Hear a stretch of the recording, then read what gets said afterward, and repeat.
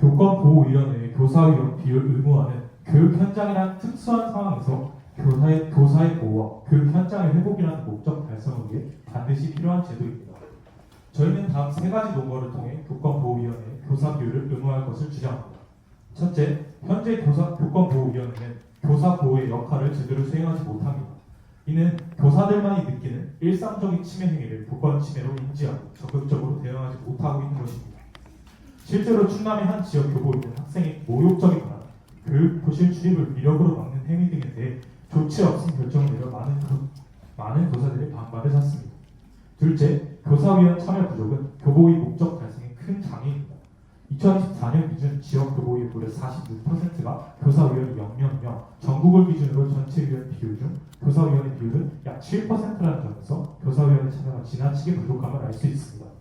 교사는 교권보호위원회가 보호할 대상이자 교육활동의 핵심 주체입니다.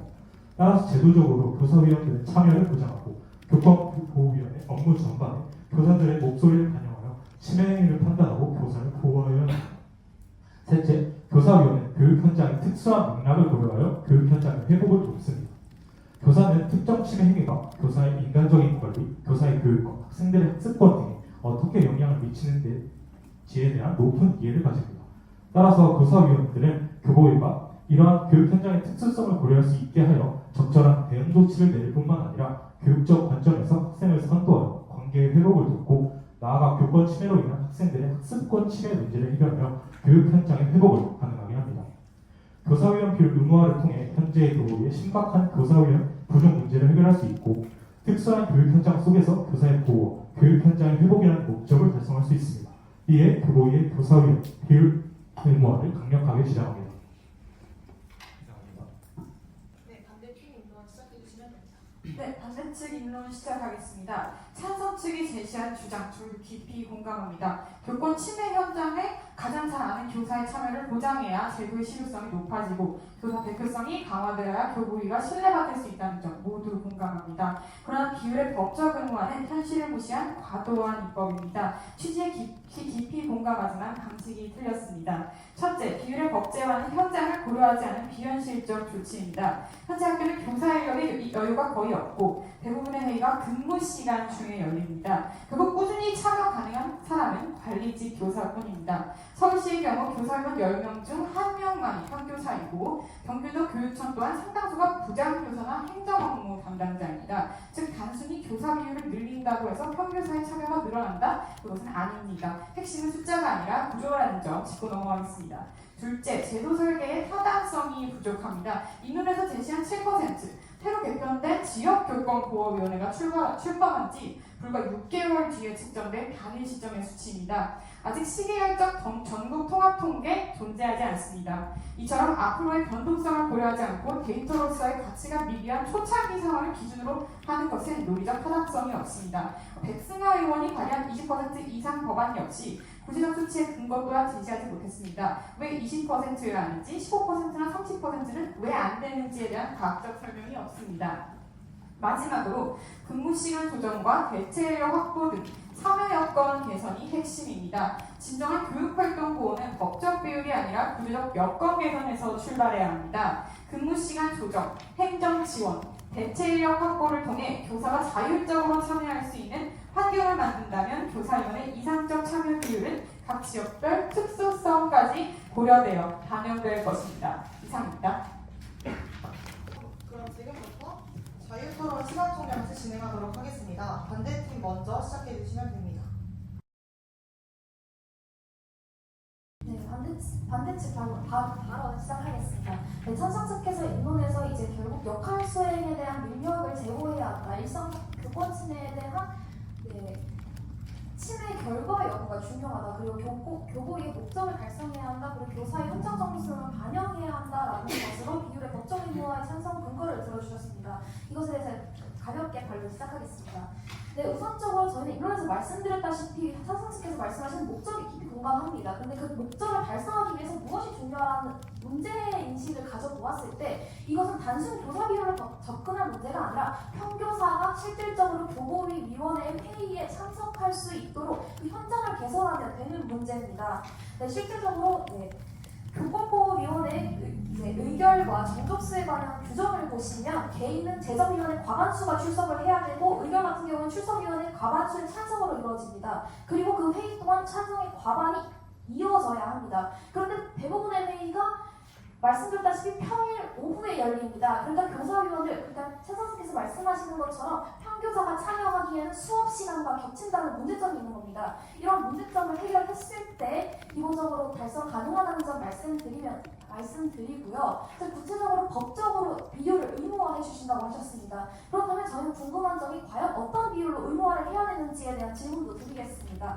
처방하겠습니다. 아까 찬성 측에서 교보위가 교사 보호의 역할을 제대로 수행하지 못하고 있다고 말씀하셨는데 그 근거로 교보위가 분란을 일으킨 학생에게 그 제대로 된 조치를 하지 못했다고 일부 사례를 가져와서 그 근거를 말씀하셨습니다. 그런데 한 조사에 따르면 교보위의 의결을 통해서 교권 침해로 인정된 사례가 전체 중에 93%에 달한다고 합니다. 이 결과를 봤을 때 교보위는 정당하게 교사 보호의 역할을 수행하고 있는 것으로 보여집니다. 네, 찬성 스피커 시작해 주시면 됩니다. 찬성 측 입론 잘 들었습니다. 찬성 측이 죄송합니다. 반대 측 입론 잘 들었습니다. 반대 측이 입론 중에 말씀하셨던 행정부 과중에 대해서 말씀을 드리고자 합니다. 지역 교보위가 가능한 학교는 한 교보위당 적어도 초, 중고 수십 개가 됩니다. 반대 측이 말한 행정 업무 과중의 위험은 인구 감소 중인 화순의 화순교육 지원층만 하더라도 31개의 초중고가 있습니다. 교사 비율을 저희가 주장하는 20%로 할 경우 최대여도 10명의 교사만 들어오면 사실상 교보위가 작동할 수 있게 됩니다. 즉 행정 업무가 과중된다라는 반대측의 주장은 상당한 무리가 있다라는 말씀을 드리고요. 그리고 반대측에서 말씀하셨던 현행을 개선하고 현행의 교사의 사회 복지를 확대함으로써 저 교보위의 교사가 발주기끔 만들면 된다라고 말씀하셨는데 그러면 그런 사회 구조를 개선함과 동시에 의무화를 진행했을 때 왜 문제가 되는지 왜 같이 진행하는 것은 더 타당한 선택지가 아닌지에 대해서 반대측이 답변을 해주셔야 합니다. 질문하겠습니다. 아까 찬성 측이 상대 측이 말씀해주신 부분이 현장 개설이 되면 이제 자율적으로 참여를 하면 된다라고 말씀을 해주셨는데 사실상 지금 현재 교보위의 문제는 교사들조차 신뢰를 하고 있지 않다는 점입니다. 작동을 하고 있다라는 근거로 93%를 말씀을 해주셨는데 실질적으로 설문에 따르면 95.7%의 교사 교권보호위원회조차 신고를 하지 않고 제출을 하지 않고 만약에 그 심의를 받았다고 하더라도 45.9%가 그것에 만족하지 않다, 결과가 타당하지 않다라는 생각을 하고 있기 때문에 그리고 일부 사례를 저희가 말씀드린 것은 많지만 그거 이외에도 너무나 많아서 저희가 일단 하나만 입론해서 가져온 부분이고요. 결과적으로 그 신뢰가 없기 때문에 거기에 신고를 하지 않고 만약에 그 기관 자체에 신뢰가 없다면 자율적으로 그게 현장 개설이 된다고 하더라도 교사들이 참여할까라는 의문이 듭니다.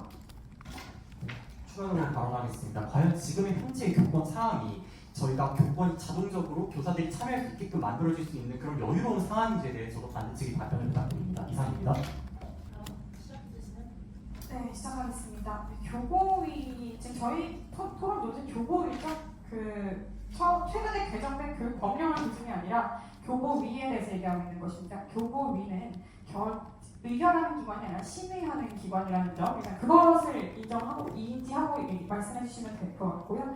그리고 아까 처음에 행정 업무 과중 지적해 주셨는데 인론의 행정 업무 과중 내용이 존재하지 않습니다. 저희가 얘기하려고 했던 것은 경기도 교육청 또한 상당수가 부장교사나 행정 업무 담당자이기 때문에 단순히 교사 비율을 늘린다고 해서 평교사, 즉 수업에 직접적으로 참여하는 교사의 참여가 늘어나는 게 아니다. 그래서 현장성을 반영할 수 있을지는 의문이다. 단순히 비율이 늘어나면 그런 의문점을 제가 갖고 있고요.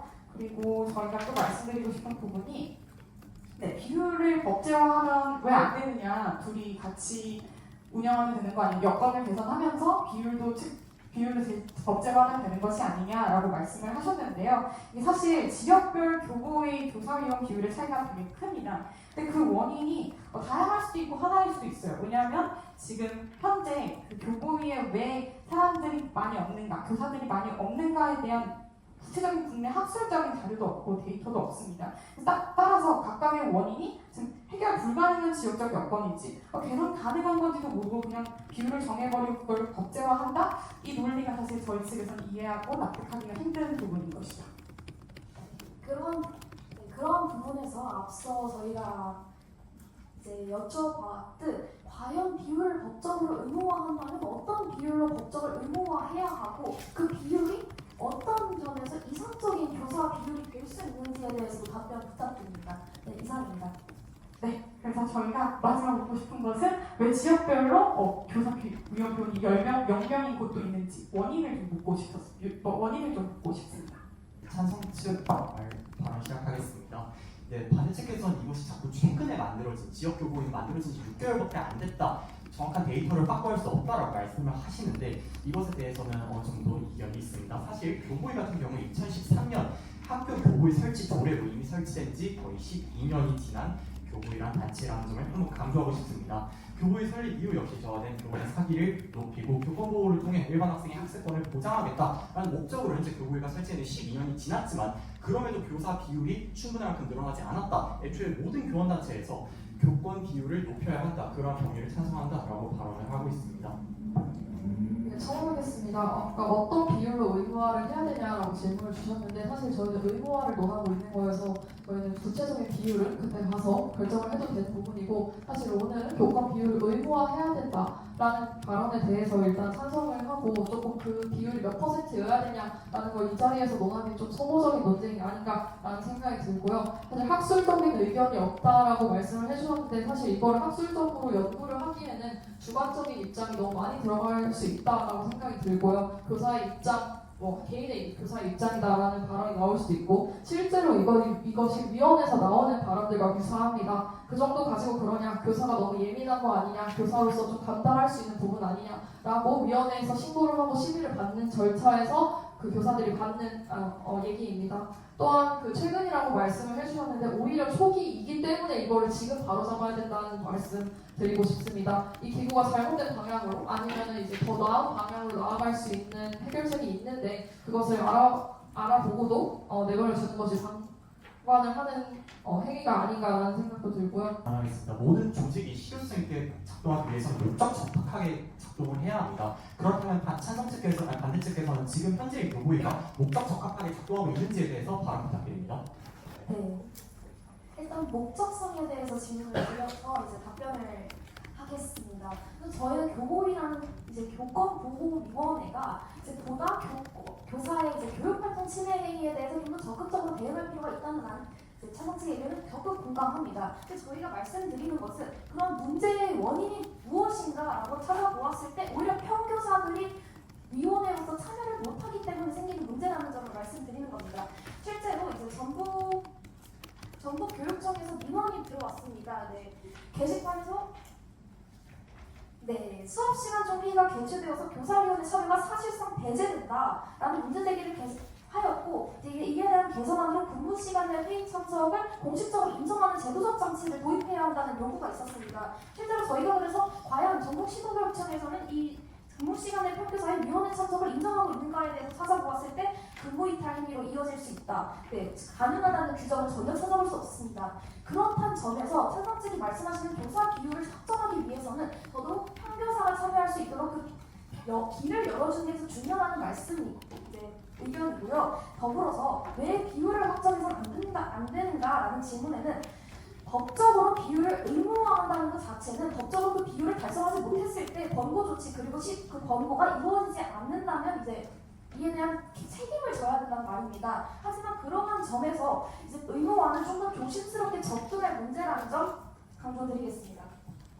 네, 아까 교보위 2013년부터 존재했다고 하셨는데 학교 교보위는 지역 교보위로 이관되었습니다. 그 이후로부터 학교 교보위가 2013년부터 존재했던 것이죠. 하지만 지역 교보위로 옮겨가면서 많은 교사위원회 비율도 달라졌고 교사위원이 참가하는 방식 또는 안에 있는 관련 법령도 많이 수정되었기 때문에 최근 데이터를 바탕으로 하셔야 되는 것 같습니다.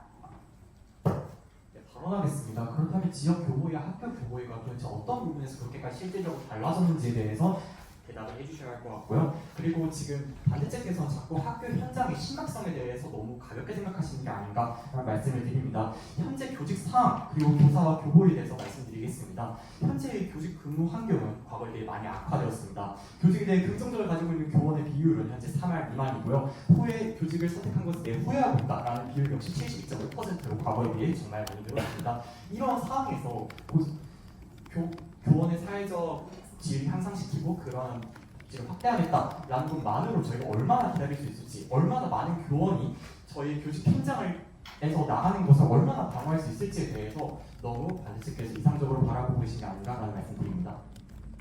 또 현장과 이제 학교 보호위에서 넘겨왔을 때에 대한 말씀을 해주셨는데요. 사실 현장과 엮어서 반론드리자면 학교 교보위에서 너무 업무가 개인적인 교사 개인에게 많아졌기 때문에 지역 교보위로 그냥 옮겨간 것이라고 볼 수 있고 현장에서 수업 시수 그런 부분에 있어서 수업 시수 경과 그리고 행정 업무 배제 등 강력한 인센티브와 지원책이 같이 보장되어야 의무화 법안에 당연히 포함되어야 된다고 저희도 동의합니다. 그래서 업무적인 부담이 되는 것이 우려스러워서 보호받지 못하는 현장으로 다시 내보는 게 오히려 상황을 악화시키는 것이라고 생각합니다.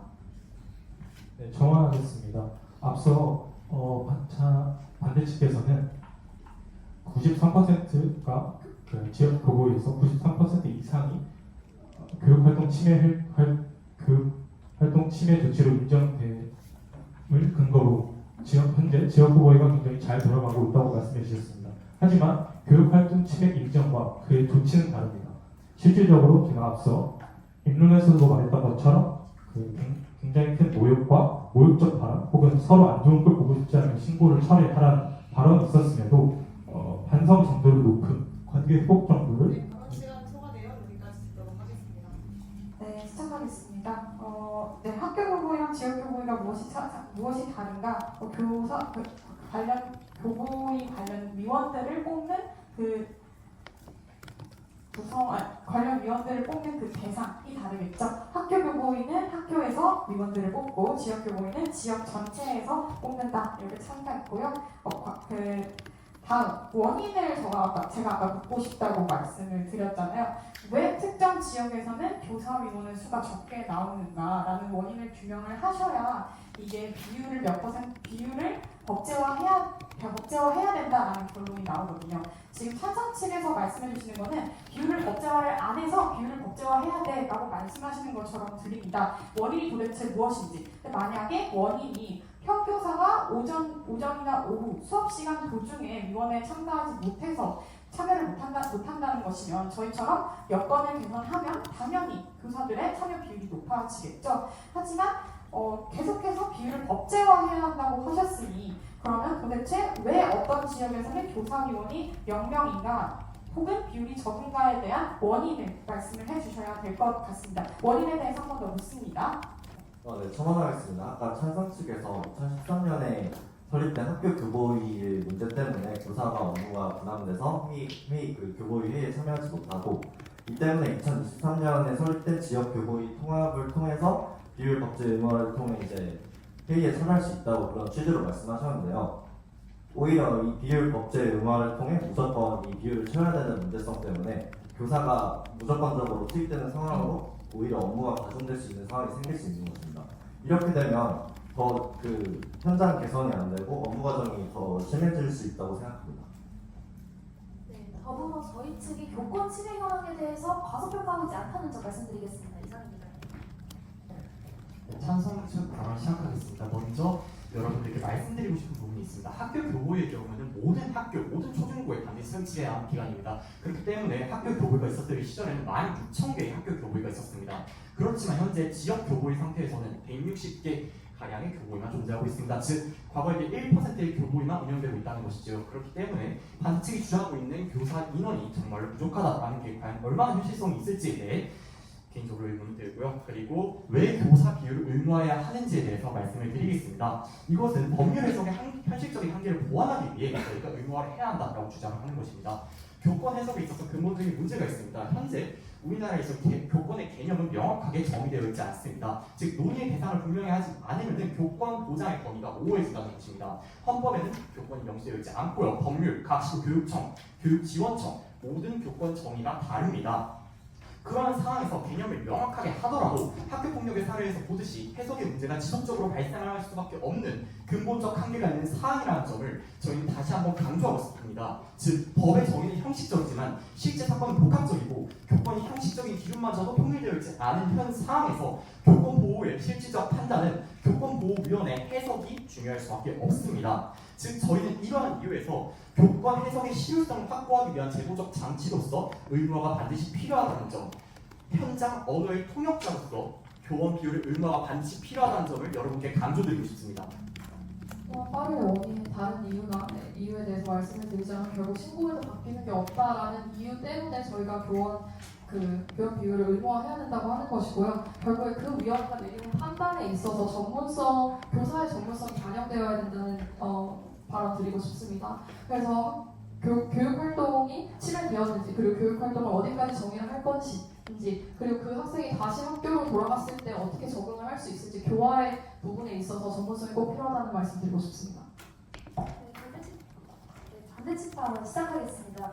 네, 우선적으로 저희가 말씀드리는 것은 교보위에 무엇이 중요하냐, 평교사가 참여할 수 있는 게 중요하고요. 그 평교사가 실질적으로 위원회 회의에 참석할 수 있는 게 중요하다는 말씀을 강조드리는 겁니다. 그런 점에서 단순히 교사 비율의 법적 의무화로는 접근이 다소 단순하지 않나라는 의문을 드리는 거고요. 추가적으로 교보위가 개선되어야 한다라는 말씀을 계속해서 해주고 계신데, 그러한 점에서는 일단은 무엇이 실질적으로 교권을 침해하고 있느냐에 대해서 볼 필요가 있습니다. 2024년 교총의 접수 교권 침해 건수는 학부모의 피해가 41%였습니다. 하지만 교권보호위원회에서는 교사의 교육활동 침해에 대한 얘기를 나누죠. 따라서 거기서는 교육활동 침해 보호자들에 대한 조치 결정이 조치 없음, 서면 또는 재발 방지, 서약, 그리고 교육감이 정하는 기관에서의 심리치료로 이어집니다.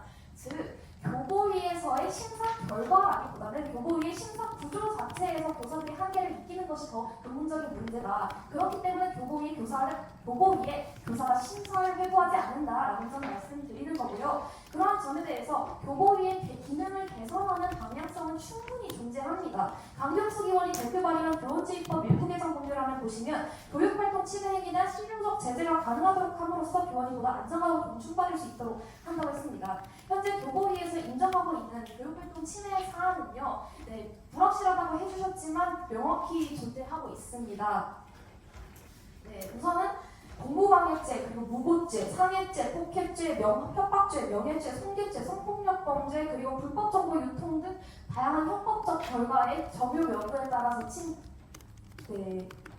교권 침해에 대한 해당 여부가 판별이 가능하다는 점 말씀드리겠습니다. 네, 교사위원 모집이 어렵다는 의견 전혀 중요하지 않는다라고 말씀하셨는데, 백승아 의원까지도 교사위원 모집이 어렵다는 의견을 고려했다라고 말씀을 해줬습니다. 네, 마지막에 교사위원 모집이 어렵다라고 말씀해 주셨는데, 이것이 현재 교보위의 의무화를 함으로써 이게 해결이 안 되는지에 대해서 자꾸 반대측에서 그것에 대해서는 발언해 주시지 않으셔서 답변을 부탁드립니다. 반대 측에서는 교보위를 단순한 징계의 역할로만 너무 치부한 것 같습니다. 교보위는 단순한 징계를 넘어서 교육적 회복, 그다음에 학생과 선생의 관계 회복을 목표로 합니다. 그래서 교사는 학생 선도의 방향, 학교 생활 지도 등 연계성 등 교육적인 관점에서 최적의 조치를 제시할 수 있기 때문에 평교사의 참여가 교보위에서 굉장히 중요한 것입니다. 또 말씀드리고 싶은 부분이 권한을 더 부여해야 된다. 그러니까 더 처벌을 강화하면 된다라고 방금 어떤 다른 개정 발의안에서 말씀을 해주신 걸로 이해를 했는데, 학부모와 관련해서 뭔가 심리치료에서 그치는 것이 아닌, 하지만 이게 권한을 더 부여를 한다고 해서 그 문제가 해결되는 것이 아닌 게, 그 권한에 대한 결정을 내리는 인원에 교사들이 의무적으로 포함이 되어 있느냐를 중요하게 저희가 봐야 될 것 같고요. 평교사의 참여가 의무가 아니라 선택 사항이라면 사실상 교권보호위원회 제도 목적 자체를 무력화하는 구조적인 결함이라고 저희는 볼 수 있습니다. 그래서 마찬가지로 의사 없이 의료 분쟁을 하고 변호사 없이 법률 판단을 하겠다는 것과 같이 의무화가 아니라면 그 전문성을 선택적으로 남기겠다는 발언과 동일시하게 볼 수 있습니다. 이상입니다. 네, 발언 시작하도록 하겠습니다. 계속해서 저희가 원인 규명해 주셔야 된다고 말씀드리고 있잖아요. 어떤 지역에는 왜 교사위원이 0명인지, 그러면 그 원인이 무엇인지에 따라 비율 법제화를 어떻게 할 것인가에 대한 말씀을 해주셔야 되는데 그런 대책이 없이 이렇게 비율 법제화를 해야 된다라고 말씀하시면 원인 규명도 못한 채로 지금 법제화를 주장하고 계신 것이 아닐까요? 찬성 측 말씀이시면 세종시나 이런 지역들은 비율 법제화가 안 되어 있는데 비율 높은 것이 되게 이상한 것이겠네요. 그러면 지역별로 다른 특수성은 어떻게 반영하실 것인지 마지막으로 여쭙습니다. 일괄적으로 법제화한다는데 그럼 지역별로 예외 상황을 준다면 그게 일괄적인 적용인지에 대한 의문이 있거든요. 이 부분에 대해서 답변 꼭 해주셔야 됩니다. 그리고 또한 그